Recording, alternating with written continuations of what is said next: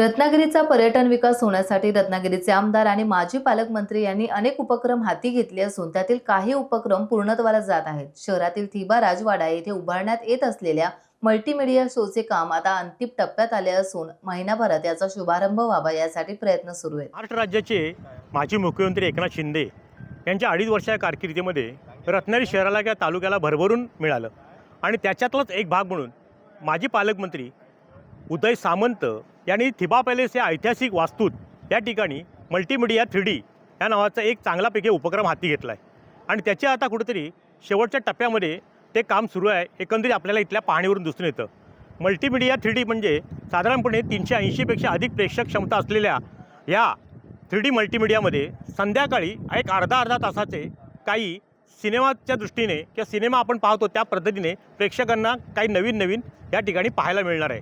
मग त्यामध्ये शिवचरित्र असेल किंवा कोकणातली रत्न असतील किंवा काही अनेक कोकणाच्या वैशिष्ट्यपूर्ण अशा बाबी या ठिकाणी आपल्याला पाहायला मिळणार आहेत। सुमारे 20 कोटी रुपये मल्टीमीडियाचं टेक्निकली तांत्रिक आणि बांधकाम असं पकडलं तर 22 कोटीच्या आसपास या ठिकाणी ह्या मल्टीमीडिया 3D वरती खर्च झालेला आहे आणि अतिशय थिबा राजाच्या वास्तव्याने जगभरात प्रसिद्ध असलेल्या ह्या थिबा पॅलेस परिसरात आता येत्या काळामध्ये रत्नागिरीकरांना नव्हे तर येणाऱ्या जिल्ह्यातल्या पर्यटकांना हे मल्टीमीडिया 3D एक वेगळं दालन निर्माण होणार आहे, जेणेकरून त्यामधून पर्यटनाच्या माध्यमातून रोजगार निर्मिती हा जो शासनाचा वेळोवेळी आपलं म्हटलं जातं तो सुद्धा हेतू या माध्यमातून साध्य होणार आहे।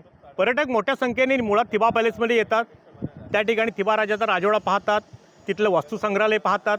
आता त्याच्या जोडीला आणखीन एक महत्त्वाचं असं हे सुंदर असं मल्टीमीडिया 3Dचं दालन सुरू होणार आहे आणि ते झालं तर ह्या ठिकाणी हा त्रिवेणी संगम पर्यटकांना नक्कीच पाहायला मिळणार आहे आणि त्या माध्यमातून रत्नागिरी शहर असेल, रत्नागिरी तालुका असेल किंवा रत्नागिरी जिल्ह्यातील पर्यटकांची संख्या वाढली तर त्यामधून रोजगारसुद्धा निर्माण होणार आहे। उदय सामंतांनी अतिशय मेहनतीने या ठिकाणी केलेला प्रयत्न आता प्रत्यक्षात मूर्तिमंत उतरताना दिसतोय। टाइम्स डिजिटल करता किशोर मोरे, रत्नागिरी। टाइम्स डिजिटलला लाईक करा, शेअर करा, सबस्क्राईब करा आणि बेल आयकॉन दाबायला विसरू नका। Times digital.